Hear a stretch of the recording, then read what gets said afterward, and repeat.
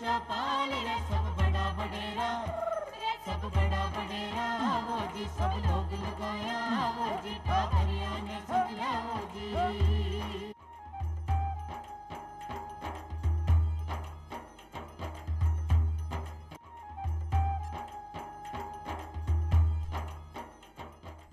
चौपाल देखने वाला सबला दर्शका ने राम राम सा भाई। आज की चौपाल में आपा चर्चा करांगा ग्रामीण युवाओं के लिए तकनीकी शिक्षा में के संभावना हो सके।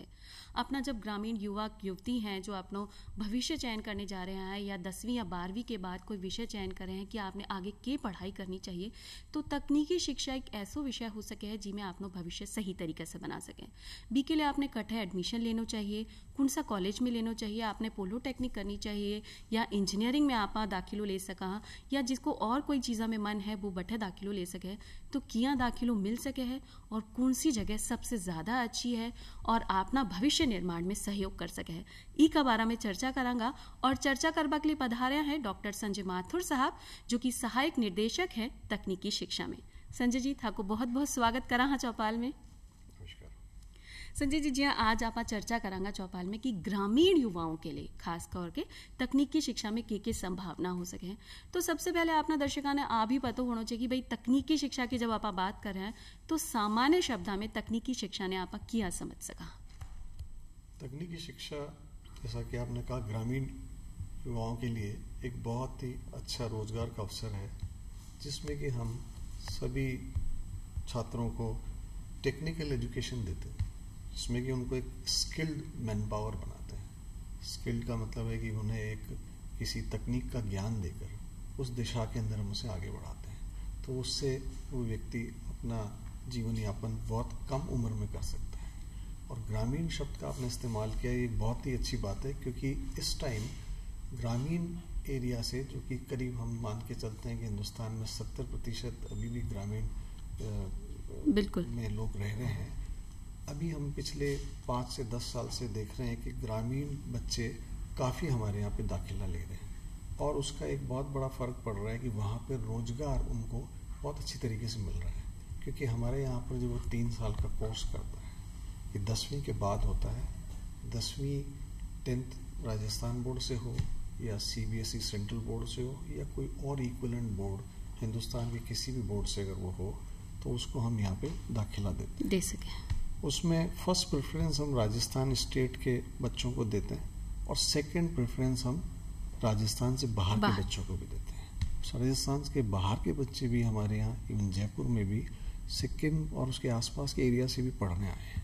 तो पिछले कई वर्षों से हम देख रहे हैं कि यहाँ पर छात्रों का काफ़ी रुझान रहा है और उसका जो सबसे बड़ा कारण है वो ये है कि यहाँ पर टेक्निकल एजुकेशन लेने के बाद उन्हें अच्छा रोजगार प्राप्त हो रहा है, जो कि एक आम कोर्सेज को करने के उपरांत प्राप्त नहीं होता जी। तो मुझे लगता है कि टेक्निकल एजुकेशन एक हमारी भारत की इकोनॉमी में एक बहुत बड़ा पिलर की तरह से काम कर रहा है। बिल्कुल बिल्कुल सही बात कही संजय जी। जी हाँ कि अपना जो युवा है बिने अगर व्यवहारिक ज्ञान हो जाए और कौशल प्रदान करने वाली जो शिक्षा है बिने आपा तकनीकी शिक्षा कह सका। अब आमें भी भेद हो सके है संजय जी, जिया कि आप पोलोटेक्निक की एक बार बात करा या एक बार आप BE इंजीनियरिंग की बात करा, तो आज दुनिया में क्या फ़र्क है? क्योंकि अपना जो युवक युवती हैं जो अभी विषय चयन करने वाला है बीने भी असमंजस रहे कि भाई आप इंजीनियरिंग की तरफ चले जावा या आप पोलोटेक्निक की तरफ चले जावा, तो कौन सी चीज़ लेबा में फ़ायदा ज़्यादा है? दोनों तकनीकी शिक्षा में अंतर्गत आते हैं, पॉलिटेक्निक भी और इंजीनियरिंग भी जी। इंजीनियरिंग कॉलेज में 12वीं के उपरांत एडमिशन लिया जाता है। आज तक तो वहाँ पे 12वीं साइंस मैथमेटिक्स के साथ लिया जाता था, लेकिन अब उसमें भी बदलाव आ रहा है, लेकिन 12वीं स्टैंडर्ड ही उसमें रहेगा। जबकि पॉलिटेक्निक 10वीं के बाद किया जा सकता है। तो 10वीं के बाद करने के बाद का मतलब एक 10वीं में अनुमान 15 साल का बच्चा एडमिशन लेता है और या 15 या 16 साल का, तो 18 साल तक यहाँ पर डिप्लोमा पूरा कर लेता हो सकता है। तो 18 साल के बाद वो लेबर लॉ से भी मुक्त हो जाता है और वो 18 साल के जस्ट बाद होते ही वो अपनी एक नौकरी या रोजगार जो भी उसको मिल रहा है वो उसको प्राप्त कर सकता है। इंजीनियरिंग में वो 12वीं के बाद दाखिला लेता है और 4 साल का कोर्स कंप्लीट करता है। उसमें फीस भी ज़्यादा है, समय भी लगता है, एनर्जी पूरी लगती है, जबकि डिप्लोमा वाले में वो 10th के बाद ही आ जाता है और 10th के बाद वो दाखिला लेके 3 साल में इस कोर्स को कंप्लीट कर लेता है। और 10th के बाद डिप्लोमा 3 साल का कंप्लीट करने के बाद अगर किसी छात्र में चाह है कि वो इंजीनियरिंग करना चाहता है, वो आगे और पढ़ना चाहता है, तो उसके पास एक ऑप्शन ये भी है कि वो इंजीनियरिंग कॉलेज को ज्वाइन कर सकता है, वो भी लेटरल एंट्री के थ्रू सेकेंड ईयर में। उसको प्रथम वर्ष में नहीं ज्वाइन करना। तो एक तरह से उसको 30 सेकेंड ईयर में ज्वाइन करने के बाद second year, third year, fourth year 3 साल ही उस कॉलेज में पढ़ना है। तो उसने यहाँ पे 2 साल तो पहले बचा लिया और वहाँ आगे जब जाता है तो कुल मिला के उसको 1 से 2 साल का फायदा हो सके है। तो दोनों तरीके से उसको फायदा है। अगर वो चाहता है कि बिल्कुल मैं करते ही यहाँ पे जॉब करूँ तो वो कोई ना कोई रोजगार पा लेता है। हम यहाँ पर बहुत सारी कंपनीज बुलाते हैं, पूरे हिंदुस्तान से यहाँ पे कंपनियाँ आती है। यहाँ पे दारूहेड़ा, इधर भिवाड़ी, दिल्ली से, गुड़गांव से, अहमदाबाद से, कलकत्ता से, मतलब ऐसा है कि आप ना भविष्य चुनवा में आपने कोई कमी नहीं रहेगी, कोई कमी नहीं, क्योंकि अगर आपने पॉलिटेक्निक चुने है तो आपने बहुत सारी ऐसी कंपनी आवे हैं जिनमें आपनो प्लेसमेंट हो सके है। जी हाँ, कि अभी संजय जी ने बताया कि 10वीं के बाद आप पॉलिटेक्निक ज्वाइन कर सका हाँ, बी में आप ITI को कोर्स कर सका हाँ, बी के बाद डिप्लोमा कर सका है, और बी के आगे पढ़वा की भी अगर आपने जरूरत है तो आपने सीधे ही सेकेंड ईयर इंजीनियरिंग में दाखिलो मिल सके हैं। तो फायदा तो साफ ही दिख रहा है कि भाई आपने 2 साल की बचत हो गई। पहला तो 10वीं के बाद ही दाखिलो आपने मिल जाए, नहीं अगर आप इंजीनियरिंग करवा गया तो आपने 12वीं के बाद मिल सके है। एक बात और भी है डिप्लोमा में, अगर कोई ITI किया हुआ बच्चा हो या 12वीं किया हुआ बच्चा हो तो वो डिप्लोमा में भी लेटरल एंट्री से एडमिशन ले सकता है। यानी कि वो डिप्लोमा 3 साल के बजाय 2 साल में पूरा कर सकता है। वो सेकेंड ईयर में एडमिशन लेकर सेकेंड ईयर और थर्ड ईयर ही पढ़ेगा। तो वो ITI या 12वीं करके आया है तो उसको हम यहाँ पे एक एडवांटेज ही देते हैं कि उसको 3 साल नहीं सेकेंड ईयर से इस कोर्स को स्टार्ट करना होता है। तो उसको एक ये भी अपॉर्चुनिटी है। और फीस में भी माफी है। और फीस कितनी हो सके? फीस इसकी करीब 12,500 रुपये है और वो भी 2 किस्तों में ली जाती है। एक बार कुछ 7,000 है और बची हुई फीस से दूसरी किस्त में। और लड़कियों के लिए करीब 7,500 रुपये फीस है। तो जो सरकार के नियम हैं उसके हिसाब से छात्राओं की फीस में कंसेशन है। और जी हाँ, कि बालिका शिक्षा की आप बात कर रहे हैं तो बालिका ने आगे बढ़ावा के लिए शिक्षा में भी आपने फीस में भी माफी है। जो लड़के हैं बी की फीस हो सके 12,500 के आसपास, जो भी साल में 2 बार आपने जमा करानी है। और महिलाओं के लिए इनमें भी कंसेशन साल में 2 किस्तों में जमा करानी है। हाँ, 2 किस्तों में आपने जमा करानी है, मतलब 12,500 का आधा दे सका, वो आपके हिसाब से हो सके है।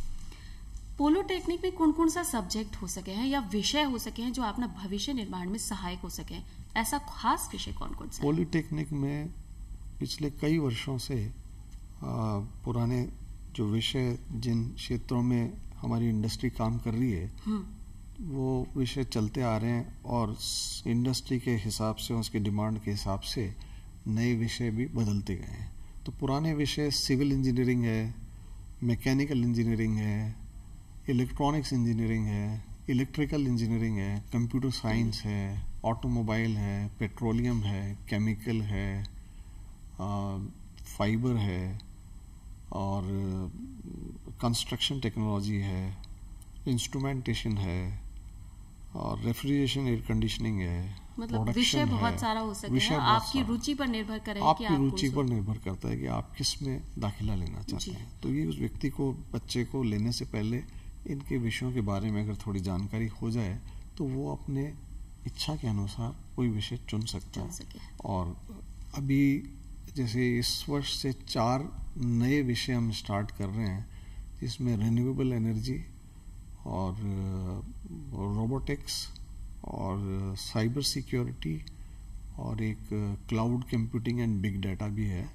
तो ये अभी नया डिमांड आ रहा है तो उसके हिसाब से इन विषयों को स्टार्ट किया गया है। तो ये हमेशा इंडस्ट्री जैसा चाहती है उसके हिसाब से नए विषय सृजन किए जाते हैं। जी, आधुनिकता के हिसाब से आपने जोड़ सका जिनकी जरूरत ज्यादा है वही विषय ने सीखना चाहिए, जो अपना युवा है वो सीख जाए और बिया ही इंडस्ट्री में भी काम कर सके हैं। जैसे नया 4-5 विषय अभी जुड़े हैं तो बीने भी ले सके। पूरी अगर विषय की जानकारी लेनी हो तो आपकी एक वेबसाइट भी है। हाँ, बठेजार भी अपना जो युवक युवती हैं वो जानकारी ले सके हैं कि बस सही तरीका से आपने हर विषय की जानकारी मिल जाएगी, तो बठे आप देख सको हो। उसकी वेबसाइट है bter.jodhpur@gmail.com। उस पर अगर आप इसको खोलकर देखेंगे तो वो आपको मिल जाएगा, या अगर आपको साइट याद नहीं रहती तो गूगल में जाकर BTER लिख देंगे। BTER.Jodhpur एक राजस्थान में भी है, rajasthan.gov.in पर भी है ना, बिल्कुल। तो आप BTER.Jodhpur@rajasthan.gov.in पर जा सका और जितना भी विषय है इनकी संपूर्ण जानकारी आपने याठे मिल सके है और पूरी जानकारी ले आपकी जो रुचि है बिया के अनुसार आप विषय चुन सका। हाँ, जब आप पॉलिटेक्निक में एडमिशन लेवा की बात करा तो फिर याद ध्यान आया कि भाई कौन सा कॉलेज में एडमिशन लिया, कौन सा पॉलिटेक्निक में एडमिशन लिया, तो लोगों की इनकी जानकारी भी कम है, इनको प्रचार भी कम है। तो थे बताओ कि आप राजस्थान में सबसे बढ़िया कॉलेज कौन सो हो सके और क्या दाखिल हो सके है? राजस्थान में सबसे बढ़िया कॉलेज तो मैं कहूँगा कि सभी कॉलेज यहाँ पे बढ़िया है, क्योंकि किसी भी कॉलेज में जो वहाँ पे फैकल्टी या जो टीचिंग स्टाफ है वो एक से एक अव्वल दर्जे का लगा हुआ है। कॉलेज की जानकारी आप इकट्ठा ले सकते हैं? कॉलेज की जानकारी BTR की साइट पर है। उस पे हर कॉलेज में जरूरी नहीं है कि सारी ब्रांच सब कॉलेज में चलती है, किसी कॉलेज में कोई ये 5 ब्रांच चलती है, किसी कॉलेज में बाकी तीसरी ब्रांच चलती है, हो सकता है 3 ब्रांच चलती हो, किसी में 4, अलग अलग ही साइट पर जाकर पता लगे। लेकिन लेक्चरर और टीचर जो है बड़ी उच्च गुणवत्ता के साथ लगे हुए हैं, और सबसे अच्छी बात यहाँ पर ये जो है, जो कि और आपको किसी कॉलेजों में नहीं मिलेगा, यहाँ पर जितने भी टीचर लगे हैं वो निरंतर अध्ययनरत हैं, मतलब वो BE करके यहाँ पर लगते हैं, उसके बाद वो ME पोस्ट ग्रेजुएशन यहाँ कहलाता है, मास्टर्स ऑफ इंजीनियरिंग, और उसके बाद PhD, और PhD करने के बाद भी यहाँ पर आए दिन सभी स्टाफ मेंबर पेपर्स पब्लिश करते रहते हैं। तो एक निरंतरता जो अध्ययन की है वो बनी रहती है टीचर में, ऐसा हर कॉलेजेस में नहीं है। तो ये यहाँ पर एक बहुत अच्छी उच्चतम व्यवस्था है, और लगभग प्रति वर्ष 1/3 स्टाफ को इस काम के लिए भेजा जाता है।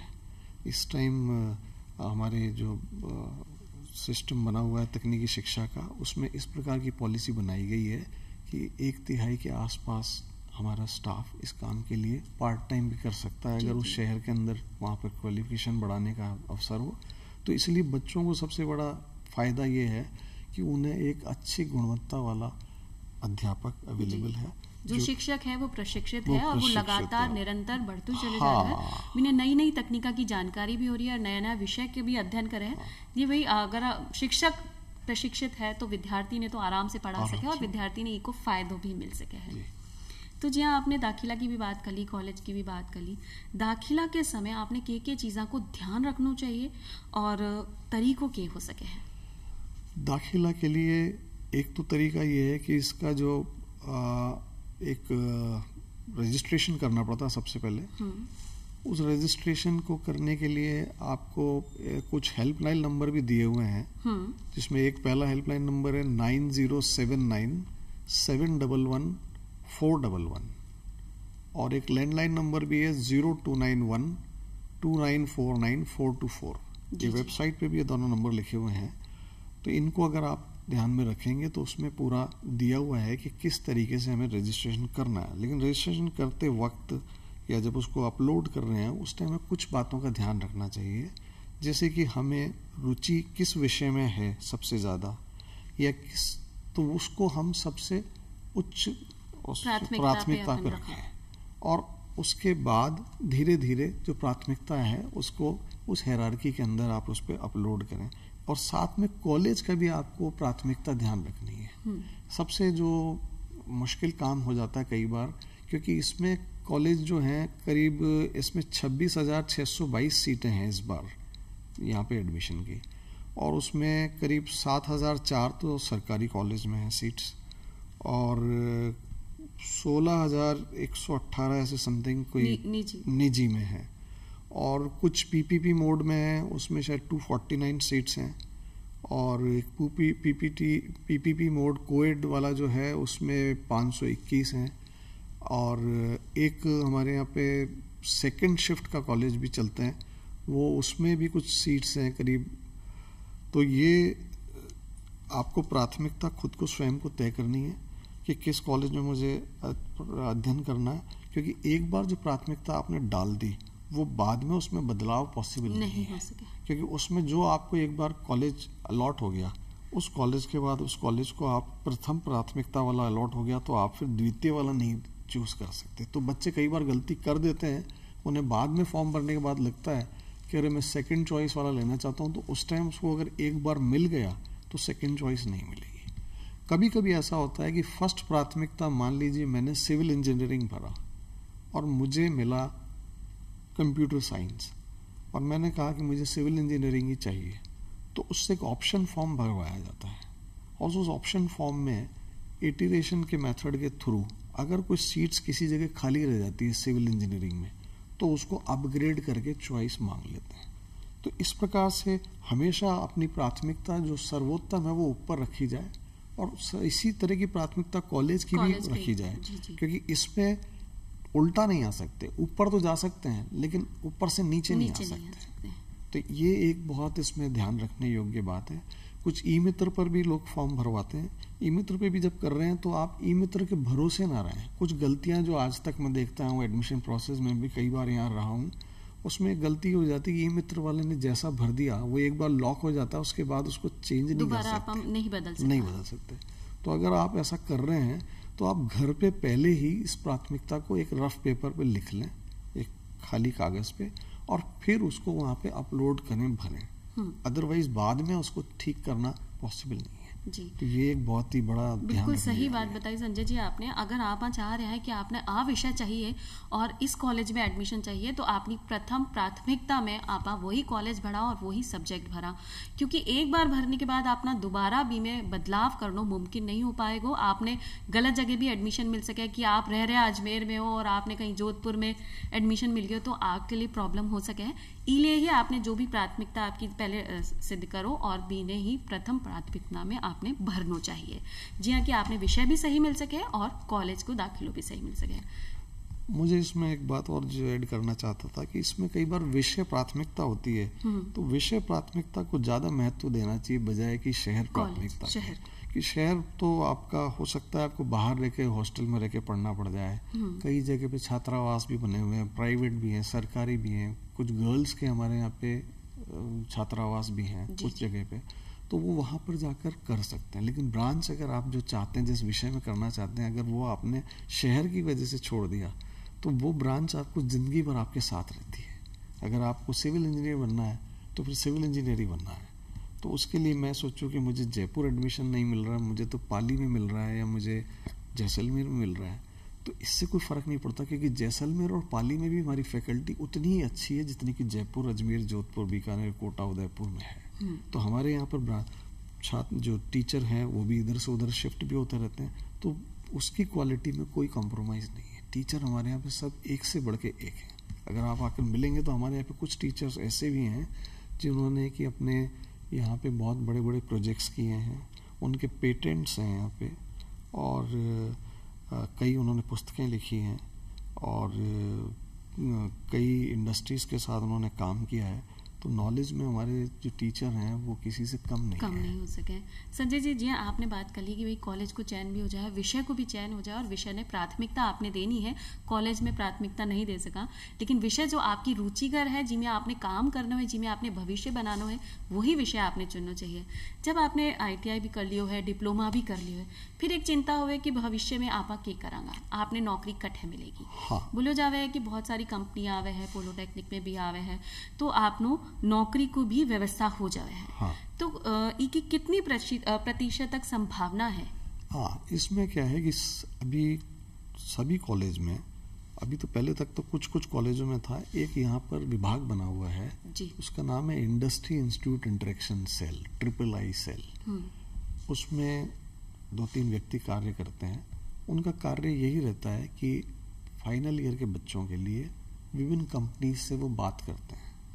पहले टाइम चिट्ठियां लिखा करते थे या टेलीफोन किया करते थे, अब ईमेल से या व्हाट्सएप से इससे बहुत फास्ट हो जाता है। तो उन कंपनियों को हम यहाँ पे हमारे प्रांगण में न्योता देते हैं, तो वो कैंपस इंटरव्यू करने यहाँ पर आती है।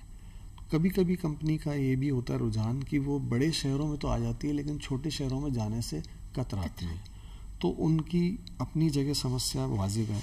तो हम उन कंपनीज को अपने जिस बड़े शहर के आसपास जितने भी शहर हैं छोटे, वहाँ पर पूल कैंपस कर देते हैं और उन कॉलेजों के अंदर इन्फॉर्म कर देते हैं कि उन बच्चों को यहाँ भेज दें।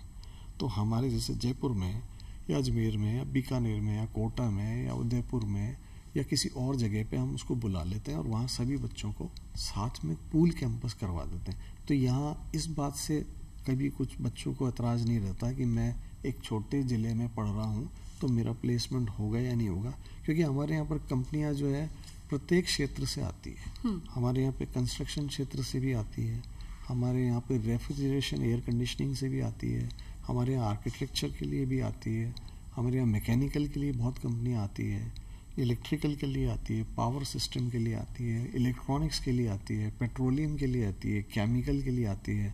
तो हमारे यहाँ पे ऐसा नहीं है कि किसी विशेष दर्जे की इंडस्ट्री आती है, सभी बच्चों के लिए आती है। तो वो हमारे लिए एक बड़ा एक अच्छा सा है कि वो कंपनी हमारे पास बार बार आती है, क्योंकि वो बच्चे जब उनके यहाँ काम करते हैं तो वो हमारे कॉलेज को भी पहचानते हैं, और वो कॉलेज को जब पहचानते हैं तो उनको लगता है कि हमें इन बच्चों को लेके आना है।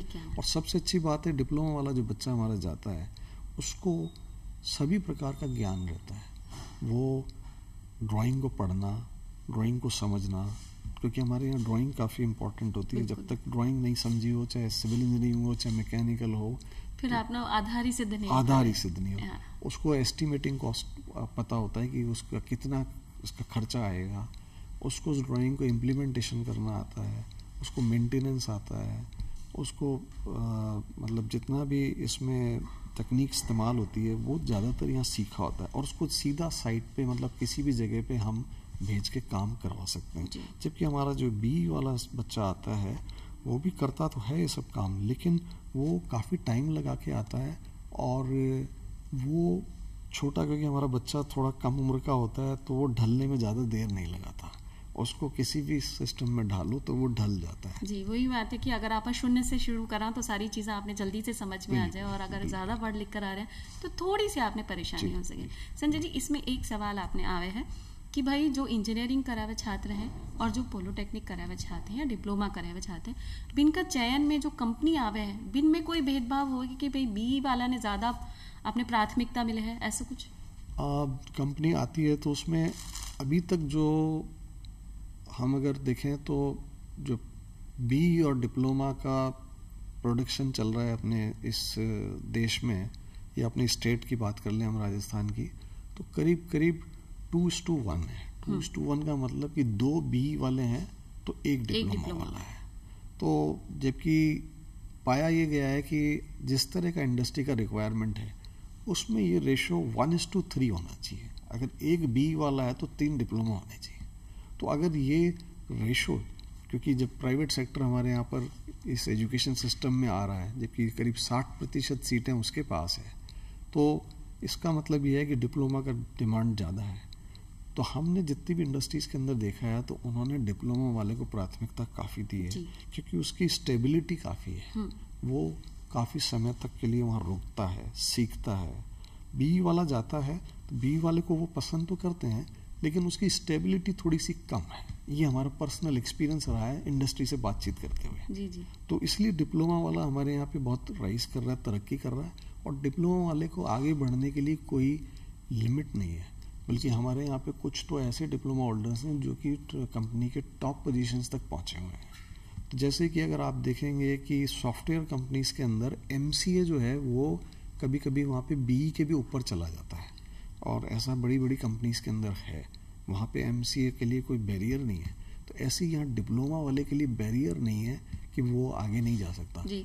तो संजय जी, आज जो अनुपात है, आप बोला कि 1:3 होना चाहिए, इन्हें बढ़ावा के लिए आप अगर तकनीकी शिक्षा का फायदा अपना दर्शकों ने बता दें, युवा ने बता दें, तो ज़्यादा से ज़्यादा तकनीकी शिक्षा की ओर रुझान करेंगे। हाँ, देखिए कि अगर हम देखें तो जैसे मैं कंस्ट्रक्शन सेक्टर का बता दूं कि इसका करीब 7% योगदान है हमारी GDP में। 7% योगदान अगर GDP का कंस्ट्रक्शन एक्टिविटीज़ के अंदर है, तो हमारे यहाँ पे कंस्ट्रक्शन कंपनीज बहुत है। इंफ्रास्ट्रक्चर डेवलपमेंट भी इंडिया के अंदर बहुत हो रहा है, हर स्टेट के अंदर प्रोग्रेस हो रही है। तो अगर हम किसी भी क्षेत्र में जाएं तो वहाँ पे ग्लोबली पूरा ग्लोबल मार्केट को देखते हुए जिस प्रकार का इंडस्ट्रियल डेवलपमेंट हो रहा है, उस प्रकार से टेक्नोक्रेट की बहुत ज़्यादा आवश्यकता हो सके। और जो भी अपना जो युवक युवती हैं विषय चुने, हर विषय में आपने भविष्य की संभावनाएं बहुत ज़्यादा है। तो ऐसा नहीं है कि एक ही विषय चुनेंगे और आप वठी रह जाएगा, लेकिन अगर अपन अलग अलग विषय भी चुन रहे हैं तो अपनी संभावना भविष्य बढ़ावा की बहुत ज़्यादा है। और साथ ही साथ देश निर्माण यानी अपनी देश की जो अर्थव्यवस्था है बिन्हें भी आप सुदृढ़ कर सका, क्योंकि तकनीकी शिक्षा एक ऐसी शिक्षा है जो अपने आगे ले जा सके, अपनी अर्थव्यवस्था ने भी मजबूत कर सके। और साथ ही साथ जो भी अपना बेरोजगार भाई बहन है बिने भी आपनो कोई स्टार्टअप अगर आपा करा तो बिने भी रोजगार मिल सके है। संजय जी थे आया और इतनी चोखी जानकारी दी तकनीकी शिक्षा के ऊपर, जिससे हमारा ज्यादा से ज्यादा युवक तकनीकी शिक्षा की ओर रुझान करेगा। थाने धन्यवाद देना चाहा और आज के लिए मैं चाला फिर मिलांगा एक नई जानकारी के साथ। तब तक के लिए राम राम सा।